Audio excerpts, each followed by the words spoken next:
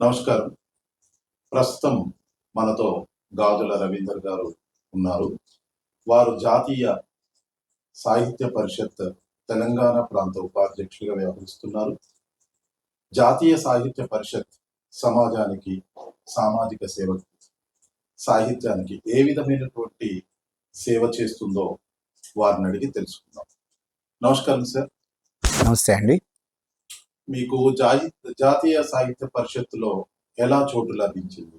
ఎలా మీరు దాన్ని ఏ విధంగా అందులో ప్రవేశించారు? ముందుగా ప్రేక్షకులందరికీ నమస్కారం. దీపావళి పర్వదిన శుభాకాంక్షలు తెలియజేసుకుంటూ, ఆసురీ శక్తుల మీద దైవీ శక్తులు సాధించినటువంటి విజయానికి మనం దీపావళి జరుపుకుంటున్నాం.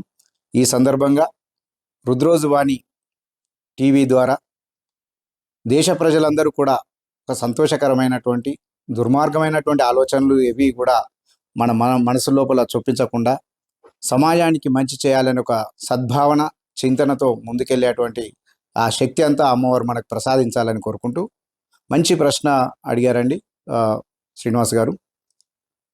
ఇవాళ సాహిత్యము, సమాజం రెండు వేరువేరు కావు. సమాజంని చైతన్యపరచడానికే సాహిత్యం ఒక అస్త్రంగా సాహితీవేత్తలు ఉపయోగించుకుంటున్నాం. ఇలాంటి సందర్భంలో సాహిత్యం అంటే హితేన సైతం సాహిత్యం, మంచిని చేకూర్చేదే సాహిత్యంగా ఉండాలి. కానీ ఇవాళ మనం సమాజంలో చూస్తున్నాం, కులాల పేరుతో, మతాల పేరుతో, ఇజాల పేరుతో, వాదాల పేరుతో ఎన్నో రకాలుగా సాహిత్యం విడిపోతూ సమాజాన్ని విడగొట్టే దిశగా, దేశాన్ని ముక్కలు చేసే దిశగా సాహిత్యం చాప కింద నీరులాగా దేశాన్ని విడగొట్టే దిశగా పనిచేస్తున్నటువంటి క్రమంలో ఇది సరైన విధానం కాదు కదా. అసలు సాహిత్యానికి నిర్వచనం ఇది కాదు కదా. సాహిత్యం అంటే సమాజాన్ని కలిపి ఉంచాలి, సమాజాన్ని ఒకవైపు నడిపించాలి, దేశం మీద గౌరవాన్ని పెంచాలి, ఇలాంటి ఆలోచనతో ముందుకు తీసుకెళ్ళాలి కదా, సరైనటువంటి మార్గదర్శనం చేయాలి కదా అనే ఒక ఆలోచన నా మనసులో మెదులుతూ ఉండేది. ఇలాంటి సందర్భంలో నేను ఎంఏ చదువుతున్నప్పుడు, ఎంఏ విద్యార్థిగా ఉన్నప్పుడు, ఉస్మానియా యూనివర్సిటీ ఆర్ట్స్ కాలేజీలో ఎంఏ విద్యార్థిగా ఉన్నప్పుడు ఆచార్య కసిరెడ్డి వెంకటరెడ్డి గారు మాకు జానపద సాహిత్యాన్ని బోధించేవారు. వారి ఆచరణ, వారి మాట, వారి నడవడిక ఈ దేశం కోసం నిరంతరం వారు ఆలోచించే తీరు బాగా ఆకట్టుకునేది. అసలు సాహితీవేత్త అంటే ఇలా ఉండాలి కదా, విభజనలు చేసేటువంటి వారు కాదు కదా, కలిపి ఉంచేవారు సాహితీవేత్తలు కావాలి కదా అని చెప్పేసి వారిని అనుసరించడం మొదలుపెట్టాను. అప్పటికే వారు జాతీయ సాహిత్య పరిషత్తులో ప్రధాన బాధ్యులుగా ఉండేవారు. ఆ విధంగా నాకు ఆచార్య కసిరెడ్డి వెంకటరెడ్డి గారి సాహచర్యం వల్ల, వారి యొక్క శిష్యరికం వల్ల నేను జాతీయ సాహిత్య పరిషత్తులో ప్రవేశించడం జరిగింది. రవీందర్జీ గారు, ఇప్పుడు సాహిత్య పరిషత్తులో మీరు చేరారు. జాతీయ సాహిత్య పరిషత్తులో చాలా పరిషత్తులు ఉన్నాయి, లేదా చాలా సాహితీ సంస్థలు ఉన్నాయి దేశంలో కానీ, మన తెలంగాణలో, ఉమ్మడి ఆంధ్రప్రదేశ్లో. వాటన్నింటికి మీకు ఉన్నటువంటి, అంటే మీరు అనుసరించేటువంటి జాతీయ సాహిత్య పరిషత్తుకు ఉన్న తేడా ఏంటి? ఒక మంచి ప్రశ్నను సంధించారు శ్రీనివాస్ గారు. కారణం ఏంటంటే, చాలామందికి కూడా, సమాజంలో ఉన్నటువంటి పెద్దలకు కూడా ఒక అనుమానం, ఎన్నో సాహితీ సంస్థలు, వేల కొద్ది, వందల కొద్ది సాహితీ సంస్థలు పుట్టుకొస్తున్నాయి. ఈ సాహితీ సంస్థల యొక్క నేపథ్యం అన్నీ కూడా సాహిత్యాన్ని సృజననే కదా, మరి ఇన్ని సంస్థలు ఎందుకు, ఈ సంస్థల యొక్క వైయక్తికమైనటువంటి అంశాలు ఏమిటి అనే ఒక ఆలోచన సమాజంలో కూడా తులుస్తూ ఉన్నది. వాస్తవానికి నేను ఇంతకుముందే చెప్పినట్టు జాతీయ సాహిత్య పరిషత్తు కేవలం జాతీయ భావజాల నిర్మాణం కోసం మాత్రమే పనిచేస్తూ ఉంది. ఏమిటి అంటే, ఈ దేశం కోసం, ఈ సంస్కృతి కోసం, ఈ ధర్మం కోసం ఏ సాహిత్యం అయితే సృష్టించబడ్డదో ఆ సాహిత్యాన్ని వెలికి తీయడం, సమాజానికి పరిచయం చేయడం, ఏ సాహిత్యం అయితే ఈ దేశానికి అవసరమో ఆ సాహిత్యాన్ని సృజన చేయడం, సృజనకారులను తయారు చేయడం, అది జాతీయ సాహిత్య పరిషత్ ప్రముఖమైనటువంటి ఒక ఎజెండాగా ముందుకు వెళ్తున్నాం. అంతేకాకుండా ప్రపంచంలోనే మొట్టమొదటి సాహిత్యం అంతా మన దగ్గర నుండి వచ్చింది. మొట్టమొదటి ఆదికవి వాల్మీకి అని అంటున్నాం. ప్రపంచంలోనే, కేవలం ఒక భారతదేశంలోనే కాదు, ప్రపంచంలోనే ఆదికవి వాల్మీకి. ఆది కావ్యం రామాయణం అని చెప్తున్నాం. రామాయణం ఈ దేశానికి లేదా ఈ ప్రపంచానికి, ఒక మానవాళికి అందించినటువంటి సందేశం. ఇవాళ మనం కేవలం రామాయణాన్ని కేవలం ఒక ధర్మం ఒక మతం అనుసరించేటువంటి వాళ్ళు కాదు, మానవుడు అని ప్రతి ఒక్కళ్ళు చదవాల్సినటువంటి విషయం దీనిలో ఉంది అని ఇటువంటి అంశాలని సమాజానికి ఉపయోగపడేటువంటి అంశాలని భుజానకు ఎత్తుకొని జాతీయ సాహిత్య పరిషత్ పనిచేస్తున్నది. ఎంతో మంది వందే మాత్రం బంకిం చంద్ర చటర్జీ యొక్క రచించినటువంటి ఆనందమఠం అన్న నవల ఉంది. ఆ రోజు ఈ జాతి కోసం, దేశ స్వాతంత్ర్యం కోసం ఎంతో సంతులు సాధులు సన్యాసులు చేసినటువంటి ఉద్యమాల్ని సమాజానికి అందించాలనే ఒక ఆలోచనతోటి జాతీయ సాహిత్య పరిషత్ పనిచేస్తుంది. ఇలా ఈ దేశం కోసం పనిచేసేటువంటి, ఈ దేశం కోసం పనిచేసే రచనల మీద సమాజంలోని భావజాలాన్ని ఏదైతే ఉందో, ఏ భావజాలం అన్నా కానివ్వండి, ఇదంతా కూడా ఈ భావజాలం అంతా అన్ని నదులన్నీ కలిసి ఒకే సముద్రంలో కలిసినట్టు అన్ని భావజాలాలు కలిసి ఈ దేశ సమగ్రతకు, దేశ అభివృద్ధి కోసం, దేశాన్ని గౌరవించేదాని కోసం, ఈ దేశ ధర్మాన్ని కాపాడడం కోసం పనిచేయాలనే దిశగా అందరికీ ప్రేరణ ఇస్తూ జాతీయ సాహిత్య పరిషత్ పనిచేస్తుంది. సార్, మరి జాతీయ సాహిత్య పరిషత్తులో చేరిన తర్వాత మీరు జాతీయ సమైక్యత కోసం లేదా జాతీయవాదంతో ఏమైనా రచనలు చేశారా? మీ రచనలు ఎవరినైనా ప్రేరేపించాయా? నిజమే అండి. అంటే ఈ భావజాలంతో పనిచేస్తూ సమాజంలో ఒక సమాజాన్ని కలిపి ఉంచే విధంగా రచనలు చేయాలనే ఆలోచనతోటే జాతీయ సాహిత్య పరిషత్ పనిచేస్తుంది. కాబట్టి ఆ దిశగానే మేము కొన్ని అంశాలు అనుకున్నాం. సెమినార్స్ ఏర్పాటు చేయడం, తర్వాత రచనల కవిత్వాన్ని వెలికి తీయడం, దాంతోపాటు దేశ సమగ్రతను, దేశ సార్వభౌమత్వాన్ని, ఈ ధర్మాన్ని, ఈ సంస్కృతిని రక్షించే విధంగా ఎలాంటి రచనలైనా, అవి కవిత్వం కావచ్చు లేదా ఇతర సాహిత్య ప్రక్రియల్లో ఉండేటువంటి రచనలు కానీ, అటువంటి ప్రోత్సహించే విధంగా చేస్తూ మేము కూడా అటువంటి రచనలు చేయడం జరుగుతున్నది.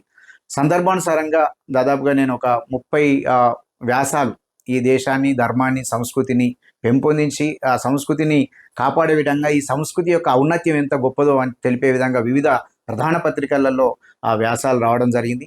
దాంతోపాటు దాదాపుగా ఒక 500 పైగా కవితలు ఈ దేశం కోసం, ఈ ధర్మం కోసం, ఈ సంస్కృతి కోసం 500 పైగా కవిత్వాన్ని కూడా వెలువరించడం జరిగింది.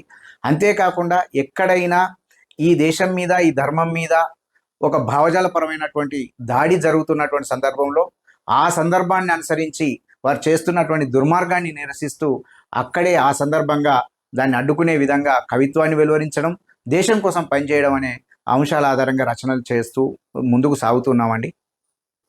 ఇప్పుడు దక్షిణాదిన ముఖ్యంగా తమిళనాడు లాంటి ద్రవిడ పార్టీల ఆధిపత్యం ఉన్నటువంటి ప్రాంతాలలో ద్రవిడం మీన్స్ తమిళము, తెలుగు, కన్నడం, మలయాళం ఈ భాషలన్నీ వేరని, ఉత్తరాది భాషలన్నీ వేరని, సంస్కృతానికి ద్రవిడ భాషలకి ఏ విధమైన సంబంధం లేదనే ఒక వాదన ఈ మధ్య బలంగా వినిపిస్తుంది.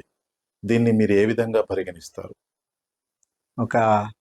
ఇవాళ సమాజాన్ని ఒక ఊపు వేసేటువంటి ఒక సిద్ధాంతం ద్వారా మీరు ఇవాళ నన్ను ఒక ప్రశ్న అడగడం జరిగింది.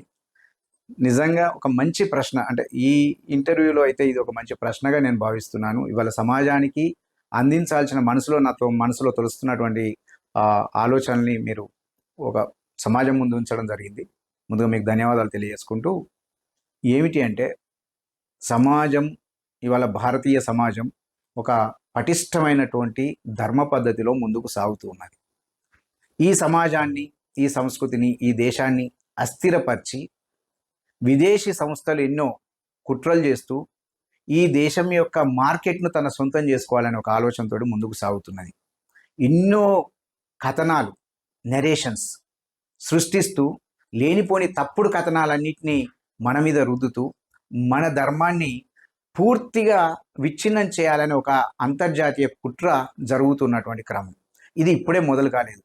ఆ రోజు తమిళనాట మొదలైనటువంటి ఆర్య, అనార్య, ఉత్తర, ద్రావిడ ఇలాంటి సిద్ధాంతాలన్నీ కూడా ఎక్కడ కూడా వాదాలకు కూడా శాస్త్రపరంగా కూడా శాస్త్రీయంగా ఎక్కడ నిలబడలేనటువంటి సిద్ధాంతాల్ని, తప్పుడు సిద్ధాంతాల్ని, తప్పుడు కథనాల్ని ప్రజల మీద రుద్ది ప్రజల్ని అగమ్య గోచరానికి గురి చేసి ప్రజల్ని ఎలాంటి ఆలోచనలు చేసుకోకుండా ఈ దేశాన్ని ముక్కలు చేయాలనేటువంటి ఒక కుట్రతో పనిచేసినటువంటి ఆ సిద్ధాంతాలు తప్పుడు సిద్ధాంతాలే. ఇది కేవలం నేను ఒక సాహితీవేత్తగా మాట్లాడినటువంటి మాటగా శాస్త్రీయంగా మాట్లాడడం జరుగుతున్నది. జనరల్ బిషప్ కాల్డ్వెల్ అనే అతను ఇవాళ ద్రవిడ భాషల నుండి తెలుగు లాంటి ఇవన్నీ కూడా ద్రవిడ భాషలు వేరు, ఇవన్నీ సంస్కృతం నుండి పుట్టలేదు. ద్రవిడ భాషల నుండి వచ్చిన ఇవి ద్రవిడ భాషలే మూల భాషలు అని చెప్పేసినటువంటి సిద్ధాంతానికి ఎలాంటి ఆధారం లేకుండా ఇవ్వో కొన్ని పదాలు అట్లా ఆ కొన్ని పదాల ఆధారంగా తమిళము, తెలుగు, కన్నడము ఇవన్నీ కూడా మూల భాషలు కాబట్టి ఇక్కడ ఇవన్నీ ఒకటే దాని నుండి ద్రవిడ నుండి వచ్చింది అనే ఒక సిద్ధాంతాన్ని తీసుకొని రావడం జరిగింది. కొన్ని పదాల ఆధారంగానే నువ్వు ఈ పదాల నుండి పుట్టిందని చెప్పేసి ఆ రోజు నువ్వు ఒక సిద్ధాంతాన్ని సిద్ధాంతీకరించినటువంటి సందర్భంలో నేను ఒక ప్రశ్న అడుగుతున్నాను. ఇవాళ తెలుగులో కానీ, తమిళంలో కానీ, కన్నడంలో కానీ, మలయాళంలో కానీ వేల కొద్ది సంస్కృత పదాలు చేరి ఉన్నాయి. అసలు సంస్కృత పదాలు చేరనటువంటి దక్షిణ భాషలు లేనే లేవు అని చెప్పేసి ఈ సందర్భంగా నేను చెప్తున్నాను. అలాంటిది అన్ని భాషలకు మాతృక సంస్కృతంబే, అన్ని భాషలకు జనని సంస్కృతంబే అని చెప్పేసి కొలుస్తున్నటువంటి ఆనాటి నుండి వచ్చినటువంటి సిద్ధాంతాన్ని ఈ దేశం ఒక్కటిగా ఉండడం చూడలేక, ఒక్కటిగా కలిసి ఉండడం చూడలేనటువంటి కొన్ని విదేశీ శక్తులు ఈ దేశంలో భాషపరంగా, సంస్కృతి పరంగా, ఆహార పరంగా, వ్యవహార పరంగా విచ్ఛిన్నం చేయాలని ఒక కుట్రపూరితమైనటువంటి చర్యలతోటి ఇవాళ ద్రవిడ భాషా సిద్ధాంతాన్ని మన నెత్తి మీద రుద్ది భాషా పేరుతోటి మనం కొట్టుకునే విధంగా తయారు చేసినటువంటి ఒక దుర్మార్గాన్ని మనం ఇవాళ ఎండగట్టాల్సినటువంటి అవసరం ఉన్నది. సంస్కృతం నుండే ఈ భాషలన్నీ జన్మించినాయి, సంస్కృతం నుండే సర్వ భాషలు వచ్చినాయి అని చెప్పేసి నేను ఘంటాపదంగా చెప్తున్నాను. ఎందుకంటే సిద్ధాంతాలు ఎవరైనా చేయొచ్చండి. సిద్ధాంతాలు చేసేటువంటి క్రమంలో శాస్త్రీయ నిరూపణ చేయడానికి శాస్త్రంగా ముందుకు రావాల్సినటువంటి అవసరం ఉన్నది. కానీ దేశాన్ని విచ్ఛిన్నం చేయడానికి ఈ సిద్ధాంతాలని వాడుకొని దేశాన్ని విచ్ఛిన్నం చేసేటువంటి శక్తుల ఏడ ఇవాళంటి సమాజం చాలా జాగ్రత్తగా వ్యవహరించాల్సినటువంటి అవసరం ఉన్నది. దయచేసి ఈ మీడియా ద్వారా నేను ప్రజలందరికీ ఒకటే తెలియజెప్తున్నాను. వాదాల పేరుతోటి, భాషల పేరుతోటి, ప్రాంతాల పేరుతోటి మనల్ని విడగొట్టేటువంటి కుట్రలు చాలా జరుగుతున్నాయి. ఆ కుట్రల్ని మనం తెలుసుకొని ఉండి సర్వ భాషల్ని మనం గౌరవిద్దాం. ఏ భాష మీద మనకు వ్యతిరేకత లేదు. అన్ని భాషలు కూడా మనకు చాలా గొప్పవే. అన్ని భాషల్ని అదే స్థాయిలో గౌరవిద్దాం. మన భాషను కూడా అంతే గొప్పగా గౌరవించుకుందాం.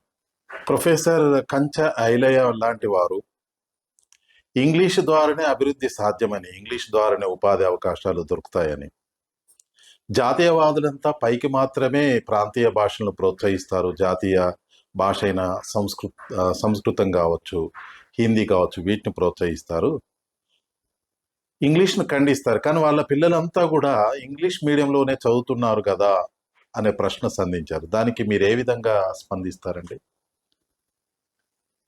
అక్కడోళ్ళు ఇక్కడోళ్ళు నేను ఒక మాట అంటాను, అక్కడోడు ఇక్కడోడు తయారయ్యింది. ఎందుకంటే ఈ దేశాన్ని, ధర్మాన్ని ఏదో రకంగా విచ్ఛిన్నం చేయాలి. మంచి చెప్పాలంటే చాలా ధైర్యం ఉండాలి, కానీ విచ్ఛిన్నం చేయాలి, కూలగొట్టాలంటే ఎవడు పడితే వాడు మాట్లాడచ్చు. అయితే ఇవల్ల మనం కూడా ఒకటే మాట, జాతీయవాదులుగా కేవలం ఈ భాషను మాత్రమే మాట్లాడాలి అని మనం ఖరాఖండిగా చెప్పడం లేదు. మనం అన్ని భాషల్ని గౌరవిస్తాం. ప్రపంచమే నా కుటుంబం అనే భావన భారతీయ ఆత్మది. భారతదేశం కృణ్వంతో విశ్వమార్యం అంటది. ఈ ప్రపంచం అంతా ఆర్యులను కమ్మనే ఒక సద్భావన, సదుద్దేశంతో భారతదేశం పనిచేస్తూ ఉన్నది. అంతే తప్ప ఒక సంకుచితమైన ఆలోచనతో, ఒక గిరి గీసుకొని ఒక సంకుచితంగా ఆలోచించే తత్వం ఈ భారతీయ సనాతన ధర్మంలో ఎప్పుడు లేదు. అయితే ప్రపంచంలో ఇంగ్లీష్ భాష గొప్పది, లేకపోతే ఇంకో భాష తక్కువది అనే దాని దగ్గరనే వచ్చిన పేచీ అంతా. భాషలన్నీ గొప్పవే. భాష అంటే భాషించేది, మాట్లాడేది. జన వ్యవహారంలో ఒక వ్యవార్త నుండి ఇంకో వ్యవార్త వరకు ప్రసారం జరగడం కోసం వాడుకునేటువంటి భాషా మాధ్యమం ఆధారంగా ఇవాళ తెగలుగా, ప్రాంతాలుగా, దేశాలుగా, ముక్కలుగా విడగొట్టేటువంటి ఈ తప్పుడు కథనాలు చేసేటువంటి తప్పుడు వ్యక్తుల వల్ల ఇలాంటి సమస్యలు మనకు ఉద్భన్నమవుతున్నాయి. ఎందుకంటే ఇవాళ ప్రతి భాషను, భారతీయ సనాతన ధర్మాన్ని గౌరవించే ప్రతి ఒక్కరు కూడా గౌరవిస్తారు. కానీ ముందుగా నా మాతృభాష నాకు గౌరవం. నా తల్లిని గౌరవించలేని వాడిని నేను పరభాషను నేను ఎట్లా గౌరవిస్తా? పరాయి తల్లిని నేను ఎట్లా గౌరవిస్తా? అందుకే నా తల్లిని నేను గౌరవించాలి. నా తల్లిని గౌరవించినప్పుడు ఆ లక్షణాలన్నీ నాకు వచ్చేసి పరాయి తల్లిని కూడా గౌరవించే లక్షణాలు నాకు వస్తాయి. కానీ నా తల్లిని నేను గౌరవించుకోలేను అని పరాయి తల్లిని గౌరవించాలి, పరాయి తల్లి గొప్పది అని చెప్పేటువంటి ఈ కుచిత మనస్తత్వాలు ఏవైతే ఉన్నాయో అవి నిజంగా ఖండించాల్సినటువంటి అంశాలు. ఎందుకంటే ఇవాళ నీ తల్లిని నువ్వు ముందు గౌరవించు, నీ తల్లిని నువ్వు పూజించు, నీ తల్లిని నువ్వు ప్రేమించు, నీ తల్లిని నువ్వు నెత్తి మీద పెట్టుకొని ఊరేగు. ఆ ఊరేగిన తర్వాత పరాయి తల్లులను కూడా అదే విధంగా గౌరవిస్తావు. ఆ లక్షణాలు నీ లోపల అలవడతాయి. కాబట్టి ముందు నీ తల్లిని గౌరవించడం నేర్చుకో. నీ తల్లి అయినటువంటి, నీ తల్లి భాష అయినటువంటి నీ మాతృభాషను గౌరవించడం నేర్చుకో. ఆ మాతృభాషను గౌరవించిన తర్వాత పరభాషలన్నింటినో మనం నేర్చుకోవచ్చు అని చెప్పేసి ఈ సందర్భంగా నేను తెలియజేస్తాను. చాలా మంది అభ్యుదయ సాహిత్యం పేరిట, అభ్యుదయ భావాల పేరిట రకరకాల రచనలు చేస్తున్నారు. ఉదాహరణకి కంచె ఐలయ్య గారు చూస్తే నేను హిందువుని ఎట్లయితా అని ఒక పుస్తకం రాశారు. అంతకుముందు రామాయణం మీద విమర్శ చేస్తూ కూడా కొన్ని పుస్తకాలు వచ్చేసాయి. ఈ మధ్య సాంబశివరావు అనేటువంటి ఒక వ్యక్తి కూడా హిందుత్వం మీద విషం జమ్ముతూ మన వివిధ గ్రంథాల్ని అవహేళన చేస్తూ రాశారు. మీరు ఎలా భావిస్తారు వీటిని, ఈ రచనల మీద? వాస్తవానికి ఈ భారతీయ సనాతన ధర్మం, ఈ సమాజము, హిందూ సమాజం అంతా కూడా చాలా విశాల హృదయంతో ఉండేటువంటి సమాజం. ఎందుకంటే ప్రతి భావనల్ని ఈరోజే కాదు, ఆ రోజు కూడా వ్యతిరేకంగా ఉన్న భావనల్ని కూడా తను ఆహ్వానించింది, ఆలోచన చేసుకున్నది, ఆలోచింపజేసే విధంగా తను అడుగు ముందుకు వేస్తూ ముందుకెళ్ళినటువంటి సమాజం భారతీయ సమాజం.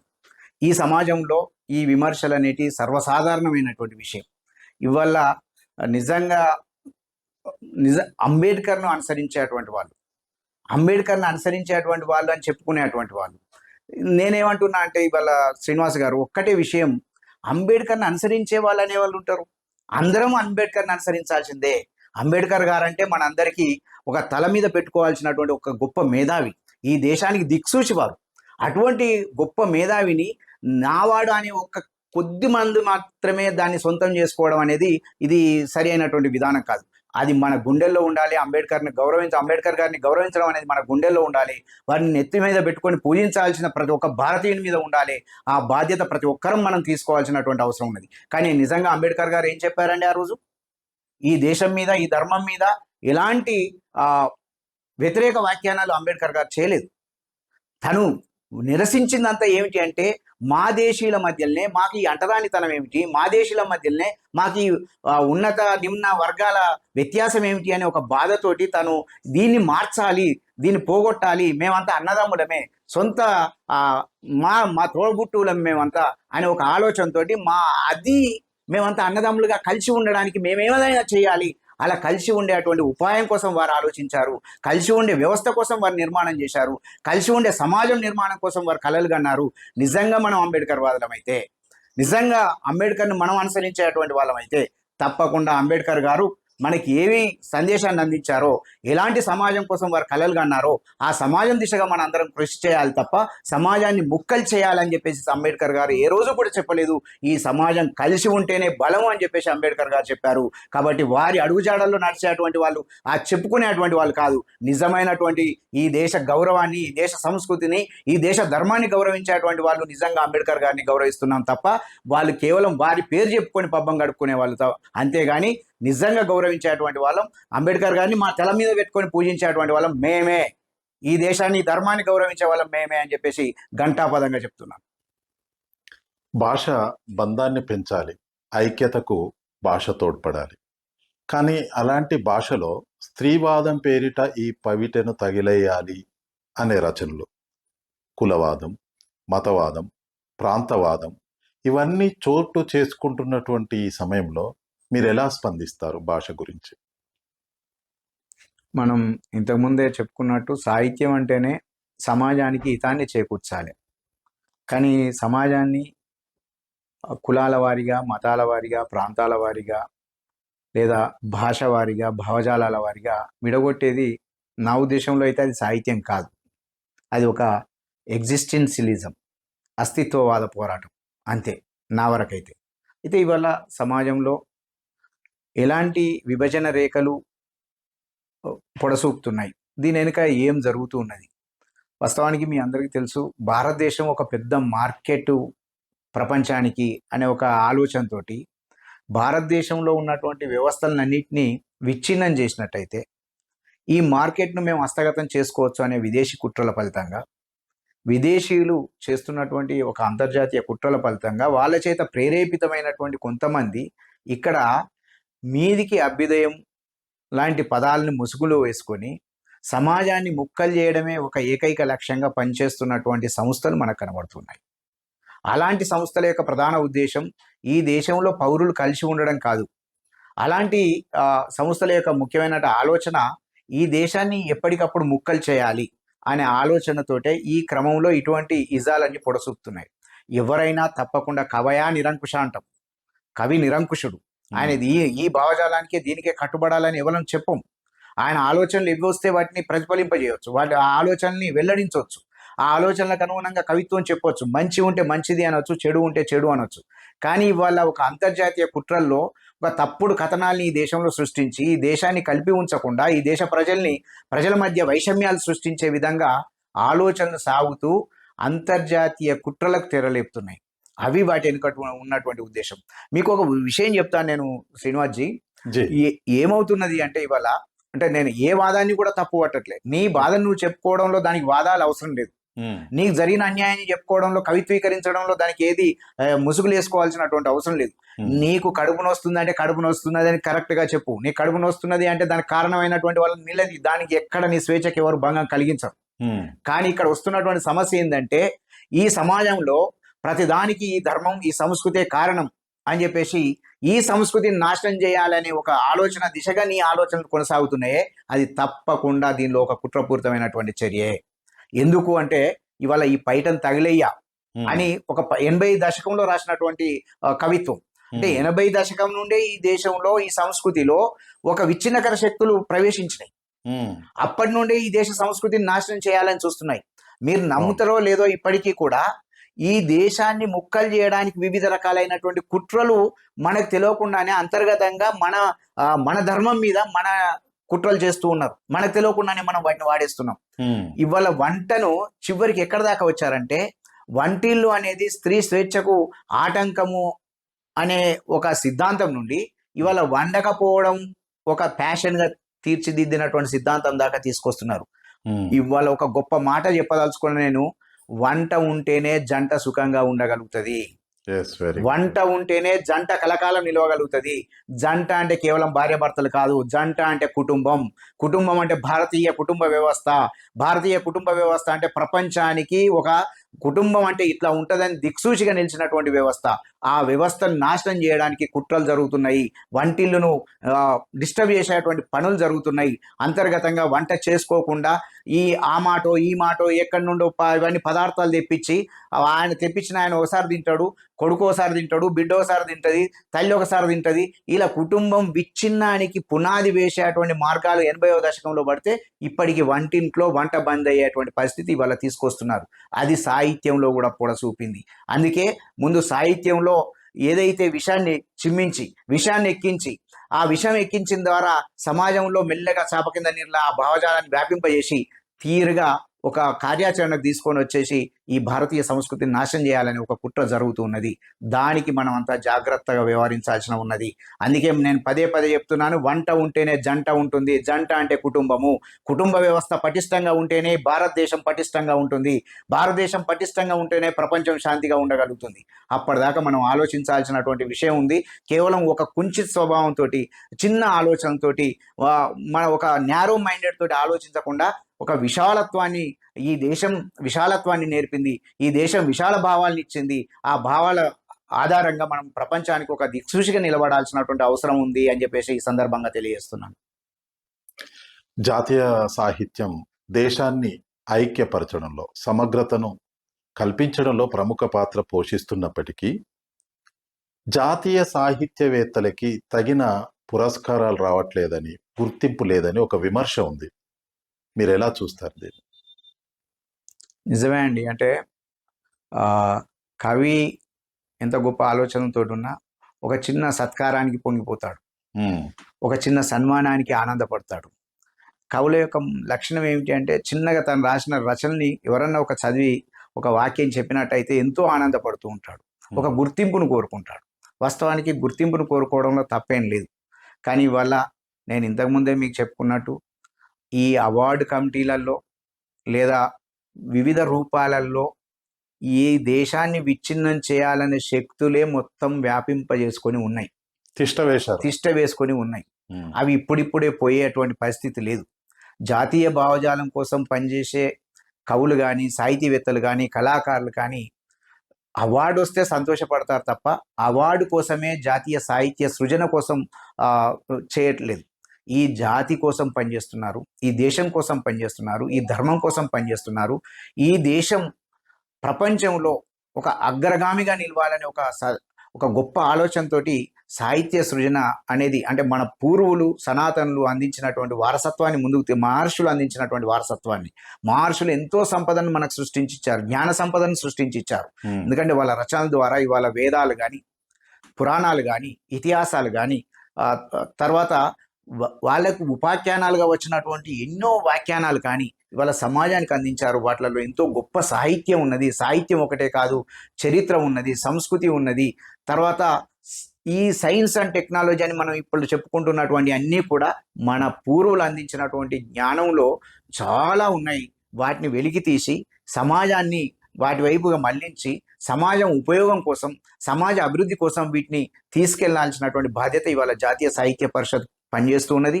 ఆ జాతీయ భావజాల ఆలోచనలు చేసేటువంటి వాళ్ళందరూ కూడా నిజమే పురస్కారాలలో చాలా వివక్ష కొనసాగుతూ ఉన్నది. అంతేకాకుండా వివక్ష కొనసాగడం ఒకటే కాదు, ఎంతో కృషి చేసి చాలా గొప్పనైనటువంటి సాహిత్యాన్ని సృజించినటువంటి మహానుభావులు నాకు తెలిసిన వాళ్ళు చాలా మంది ఉన్నారు. అటువంటి వాళ్ళకు ఏ అవార్డులు కూడా కానీ వాళ్ళ వైపు తొంగి చూడలేదు. అవి అవార్డులు అనేవి ఎట్లా వస్తాయో మన అందరికీ తెలుసు. సరే, అవార్డుల కోసమే పనిచేయడం అనేటువంటి ఒక గ్యాంగులు పనిచేస్తున్నాయి. అవార్డుల గ్యాంగులు వేరే ఉంటాయి, అవార్డు గ్యాంగులు వేరే ఉంటాయి. తర్వాత ఈ దేశాన్ని విమర్శించే గ్యాంగులు అవే కూర్చుంటాయి. అవే కూర్చొని అవార్డు మేము వాపస్ ఇస్తున్నామని చెప్పేసి అవే అంటాయి. కానీ ఇచ్చిన పాపాన పోలేదు అనుకోండి, అది వేరు విషయం. వాపస్ అవార్డు వాపసి గ్యాంగులు అవి వాపస్ ఇస్తున్నామని ప్రకటిస్తాయి తప్ప ఇచ్చిన పాపాన పోలేదు అనుకోండి, అది వేరు విషయం. సరే, ఇవన్నీ వాటి కోసం పనిచేస్తాయి. కానీ జాతీయ భావజాలంతో పనిచేసేటువంటి జాతీయ సాహిత్య పరిషత్ లాంటి సంస్థలు ఈ దేశం కోసం, ఈ ధర్మం కోసం, ఈ జాతి కోసం, ఈ ప్రజల కోసం, సమస్త మానవాళి కోసం, కేవలం జాతీయ సాహిత్య పరిషత్తు కేవలం కొద్ది వ్యక్తుల మంది కోసం, ఒక మతం కోసం, ఒక ధర్మం కోసం పనిచేయదు. సమస్త మానవాళి కోసం, సమస్త మానవాళి సౌభాగ్యం కోసం పనిచేసే దిశగా కృషి చేస్తున్నది. ఆ సందర్భంలో అవార్డ్స్ వస్తే సంతోషం. రానంత మాత్రాన నిర్వీర్యపడాల్సిన అవసరం లేదు, బాధపడాల్సిన అవసరం లేదు. కార్యమగ్నత పెంచుకుంటూ ఇంకా ముందుకెళ్తూ ఈ జాతిని ఏకతాటిపై నిలిచే విధంగా కృషి చేస్తామని చెప్పేసి ఈ సందర్భంగా తెలియజేసుకుంటున్నాను. జాతిని సమైక్యపరిచేటువంటి భాషలు మన దేశంలో ఉన్నాయి. అలాంటి జాతీయ పరిషత్తు పాఠ్యాంశాల్లో ఏ విధమైన మార్పులు కోరుతున్నది? విద్యార్థుల్లో జాతీయ భావాన్ని, జాతీయ సమగ్రతను పెంపొందించడానికి పాఠ్యాంశాలలో ఏ విధమైన మార్పులు వస్తే బాగుంటుందని నా చివరి ప్రశ్న. మీరు చివరి ప్రశ్న అనుకుంటూనే ఒక గురుతరమైనటువంటి, సమాజం ఎటువైపు పయనించాలని ఒక గురుతరమైనటువంటి ప్రశ్నను సమాజం ముందు మీరు ఉంచారు. కేవలం అది నా ఒక్కరికి వేసినట్టే కాదు, ఈ సమాజానికి మీరు ఒక ప్రశ్నను సంధించారు అనేగా నేను భావిస్తున్నాను. ఎందుకంటే ఇవాళ ఏ మార్పులైనా మన పిల్లల్లో చిన్ననాటనే ఆ భావజాలాన్ని మనం నాటినట్టయితే అదే దిశగా ఆ వృక్షం పెరిగి పెద్దదై ఈ దేశ సమగ్రత కోసం పనిచేస్తూ ఉంటాయి. అలాంటి పాఠ్య పుస్తకాల లోపలనే ఒక విషయాన్ని నింపినట్టయితే రేపటి వచ్చే తరం కూడా ఈ దేశం మీద గౌరవాన్ని పెంపొందించుకోకుండా ఈ దేశ విచ్ఛిన్నం కోసం పాటుపడే శక్తులుగా మారేటువంటి అవకాశం ఉంది. విద్వేషాన్ని నింపే శక్తులుగా మారేటువంటి అవకాశం ఉంది. అందుకోసమే దేశం మీద గౌరవాన్ని పెంచే విధంగా, దేశ సమగ్రతను కాపాడే విధంగా, దేశ ప్రజలందరూ నా అన్నదమ్ములు అనే ఒక అద్భుతమైనటువంటి విశ్వమానవ సౌభ్రాతృత్వం ఏ రోజైతే వివేకానందుడు, స్వామి వివేకానంద చికాగో సమావేశాల్లో చెప్పారో, ప్రపంచ మానవాళి అంతా కూడా నా అన్నదమ్ములు అనే ఒక భావన ఆ రోజు నింపారో, ఆ భావన చిన్నపిల్లల హృదయాల్లోనే నాటినట్టయితే, అటువంటి భావనతో వాళ్ళు పెరిగినట్టయితే ఈ దేశం కోసం పనిచేసే ఆలోచన వస్తుంది. చిన్నప్పుడే ఒక విద్వేషపూరితమైనటువంటి వాతావరణాన్ని, విద్వేషపూరితమైనటువంటి పాఠాన్ని మనం పాఠ్యాంశాలలో చేర్పించినట్టయితే పిల్లవాళ్ళు అదే విధంగా, అందుకే మనం విత్తోటి నాటి చెట్టు నుండి ఫలాలు వేరే ఆశించాలంటే అది కుదరదు. ఇవాళ జరుగుతున్నది అదే. విత్తు వేరు నాడుతున్నాం, విశాల విత్తులు నాడుతున్నాం, ఫలాలు చాలా గొప్పగా ఉండాలని ఆశిస్తున్నాం. అందుకోసమే విత్తు అదే ఉండాలి, చెట్టు అదే రావాలి, దాని ఫలాలు కూడా అదే రావాలి. అలా వచ్చినప్పుడు మాత్రమే ఈ సమాజం సుభిక్షంగా ఉండేటువంటి అవకాశం ఉంది. దానికోసం మనం ఇవాళ పాఠ్యపుస్తకాల్లో ఇవాళ మనం చూసినాం. అసలు చరిత్రను కానీ ఈ దేశ సంస్కృతిని కానీ ఎన్ని వక్రీకరణలు చేశారో మనకు తెలుస్తున్నది. ఒకటే విషయం మీ మీడియా ద్వారా నేను ఇవాళ సమాజానికి ఒక విషయాన్ని తేటతెల్లం చేయదలుచుకున్నాను. చరిత్ర అంటే ఎవరి చరిత్ర? భారతదేశ చరిత్ర గురించి రాయాలి అంటే భారతదేశంలో ఉన్నటువంటి రాజుల చరిత్ర కదా మనం చెప్పుకోవాల్సింది. భారతదేశంలో ఉన్నటువంటి ఈ పరిపాలకుల యొక్క చరిత్ర కదా మనం చెప్పుకోవాల్సింది. ఈ దేశ పౌరుల యొక్క చరిత్ర కదా మనం చెప్పుకోవాల్సింది. కానీ విదేశీయుల యొక్క చరిత్రను మన దేశ చరిత్రగా మనం ఎట్లా చెప్పుకోగలుగుతాం? ఒకవేళ ఆ చరిత్రను మనం చెప్పదలుచుకుంటే వాళ్ళు దోపిడీదారులు, దొంగలు, దండయాత్ర పరులు, విచ్ఛిన్నకారులు అనే విధంగా మనం చరిత్ర చెప్పాలి. కానీ ఈ దేశాన్ని ఉద్ధరించిన వాళ్ళుగా, ఈ దేశానికి గొప్ప కీర్తి తెచ్చిన వాళ్ళుగా వాళ్ళని ఎట్లా కీర్తించగలుగుతాం? అటువంటి కుట్రలు ఇవాళ చరిత్రలో జరిగినాయి. ఇవాళ బాబర్ ఎవరండి? ఔరంగజేబు ఎవరండి? ఎక్కడ ఈ దేశంలో ఎక్కడ పుట్టాడు ఆయన? అంటే ఏదో వేరే దేశం నుండి ఈ దేశానికి దండయాత్రకు వచ్చేసి ఈ దేశ ప్రజల్ని పీడించి, హింసించి, నానా విధంగా ఇబ్బందులు పెట్టినటువంటి వాని చరిత్ర ఈ దేశ చరిత్ర ఎట్లా అవుతుంది? అంటే ఒక మాటలో చెప్పాలంటే విలన్లను హీరోగా తీర్చిదిద్దిన చరిత్ర మనది. అది అది ఎంత అంటే దుర్మార్గమైనటువంటి, కుట్రపూరితమైనటువంటి తప్పుడు కథనాల్ని మన చరిత్రలో వక్రీకరించి రాయడం జరిగిందో మనం ఒక్కసారి దేశ ప్రజలుగా ఆలోచించాల్సినటువంటి అవసరం ఉంది. ఎందుకంటే ఇవాళ నా చరిత్ర గురించి చెప్పుకోవాలంటే మా తాత ఎవరు, మా ముత్తాత ఎవరు, మా వాళ్ళు ఏం చేసేవాళ్ళు, వాళ్ళు ఎట్లా ఉండే, మా ఇల్లు ఎట్లా ఉండే, నేను ఆ చరిత్ర చెప్పుకోవాలి. కానీ నా చరిత్ర చెప్పుకోవాలంటే నా ఇంటి మీదకి దోపిడీకి వచ్చి నన్ను కొట్టి, నన్ను హింసించి, నా సంపద అంతా దోసుకొని, నన్ను ఒక బానిసగా చేసుకొని నా మీద సింహాసనం ఎక్కి కూర్చున్నటువంటి వాని చరిత్ర ఈ దేశ చరిత్ర ఎట్లయితుంది? ఒక్కసారి మనం ఆలోచిద్దాం. ఈ దేశం చరిత్ర, భారతదేశ చరిత్ర రాయాలంటే ఒక మొఘలాయుల చరిత్ర చెప్తున్నాం. ఎంత దౌర్భాగ్యం అండి! ఒక పృథ్వీరాజ్ చౌహాన్, ఒక శివాజీ, ఇటువంటి వీరుల యొక్క చరిత్ర ఎన్నో ఉన్నాయి. రాణి దుర్గావత్, ఎంతో మంది మనకి ఇక్కడ పక్కకు ఉన్నటువంటి కాకతీయుల సామ్రాజ్యం ఎంత గొప్పగా వర్ధిల్లింది. శాతవాహనులు ఎంత గొప్పగా పరిపాలించారు. విజయనగర రాజులు ఎంత గొప్పగా ఈ సమాజాన్ని ఎంత అద్భుతంగా, ఆ రోజైతే సమాజంలో ఏ ప్రజలకి ఏమాత్రం చిన్న కొరత లేకుండా సాగిందే.